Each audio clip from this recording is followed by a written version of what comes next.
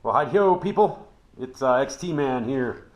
Um, so I ended up selling a couple of my older vintage bikes, and I just wanted something a little bit bigger, more powerful. So I ended up getting this.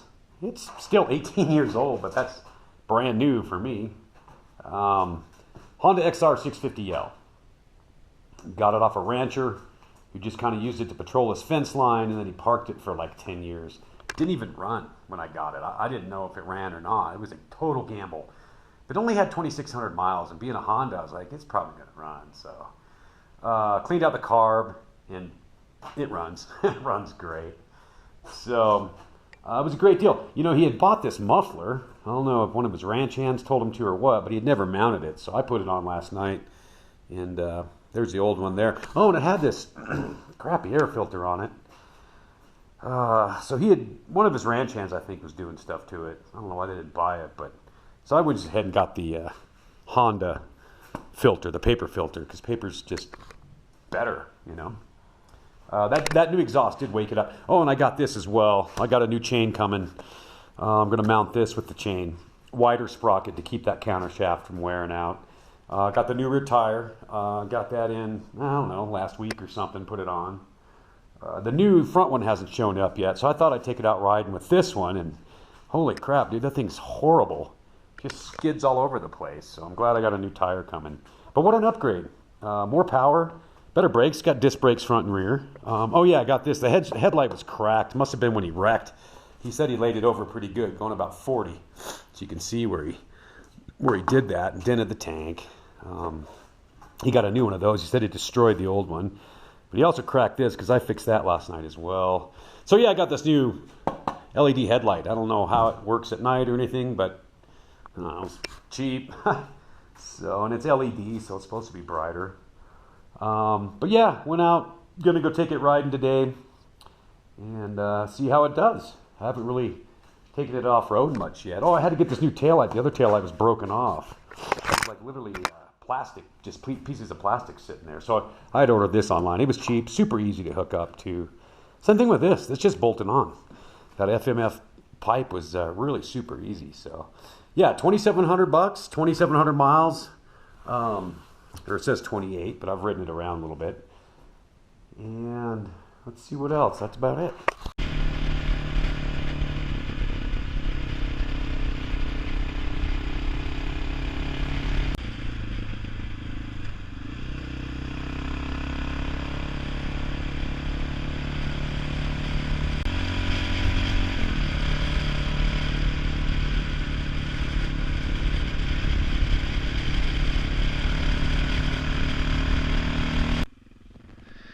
Okay, here we are in the old mining town of Montezuma. They mined gold and silver here in the 1800s. It was founded about 1865, I believe, and it's located at 10,200 feet, so it's pretty high. Lots of snow, good and cold most of the year. Actually, in 1890, it had a population of 10,000 people up here, so it was quite the thriving community. They had a smelter, a couple stores, post office, and which all came to an end in 1893 with the silver bust, which pretty much destroyed a lot of mining towns up here in Colorado. Today it has a population of about 65, and some second homeowners live up here. Don't ask me why, because it's like living in the Arctic. But yeah, so here's the Jeep trail going up out of Montezuma up Deer Creek, and it gets pretty rocky in a hurry. Definitely gets above my riding skills for sure. But I just wanted to see how the bike did on this type of terrain, and it does great. I mean, it soaked it right up.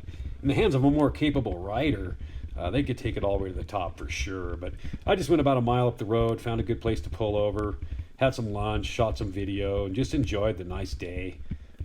Last day of the season for me, so I was in no hurry, just tooling around.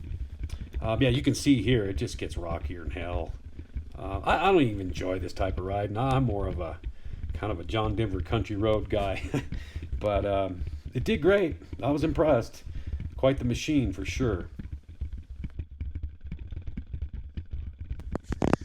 Yeah, that rattling you hear is my GoPro mount was loose on my helmet. I don't know what's happening, but I got to get a new clip on or something. But yeah, check it out. So right here, I pulled in, and I didn't pick my my set down spot very well, and I almost tipped over. So I had to crawl off the right side of the bike. My stubby little legs didn't quite reach the ground.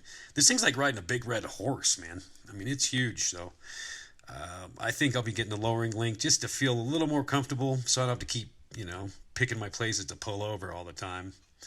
But yeah, it was great. Good day. Great way to end the season. Kind of funny watching me struggle to get off this thing. I mean, look at this. Good God. Oh well, pretty funny.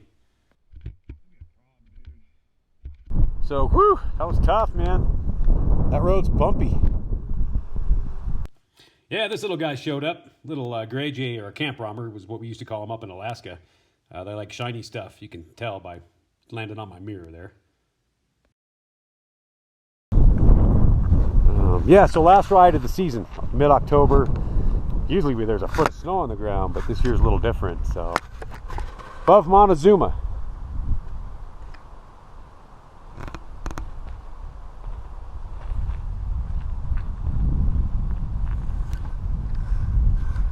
Good old Colorado Rockies, What a great machine though. Disc brakes, front and rear, that makes a difference. This is actually I don't see any reason for me to ever buy another dual sport. This is it. I mean, I'm 52, so it's not like I got a ton of time left to be riding these things out here. So it does everything I need. I saw an XR650L for sale. I could have bought for about the same price. Street legal too, but I got the L because it's a little tamer, air-cooled engine. It just suits me better. So I plan on doing some camping trips on it. So I got to reinforce the rear rack. I guess that thing's kind of weak, which isn't bad. They sell brackets, and probably get a lowering link on it, so I don't feel so, especially once it's loaded. I mean, that's going to be tough. So I got to get that lowering link. And no, it's awesome, man. Can't say enough good things about it. Just wish it was a little lower. I mean, just like even an inch, so inch and a half would be great. But those lowering links don't look very hard to put in. So I don't think I'm going to do that. So anyway, yeah, let's go down by the creek.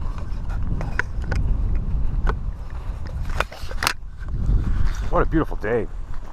Last ride of the season for sure. I'm going to be putting it away. I got firewood to get, stuff like that. Last year at this time, there's over a foot of snow on the ground. There wouldn't have been any riding going on. But here's Deer Creek. Pretty cool.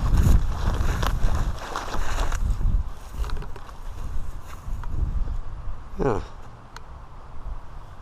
There's fish in here. I've seen them before.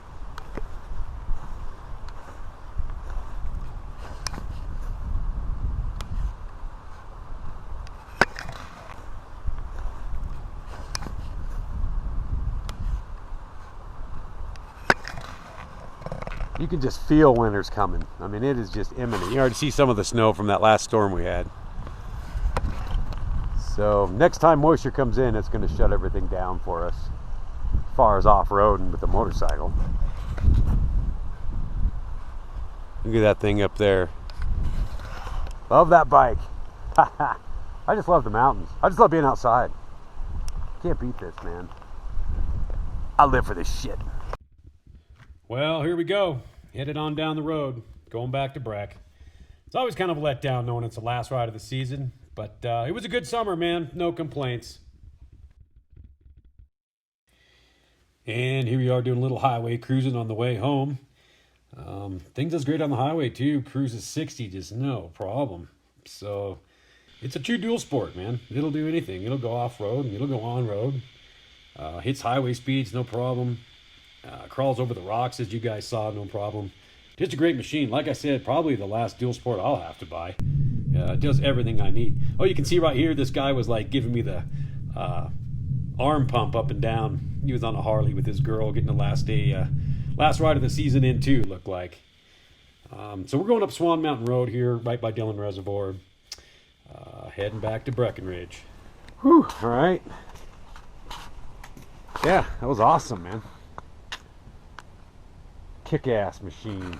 A little tall, man. I was a little nervous to even hop off it right here. So yeah, we'll see about that weight. But yeah, man, good old Honda XR650L. Runs like a champ. Might do an oil change here in a little bit since it's good and warm.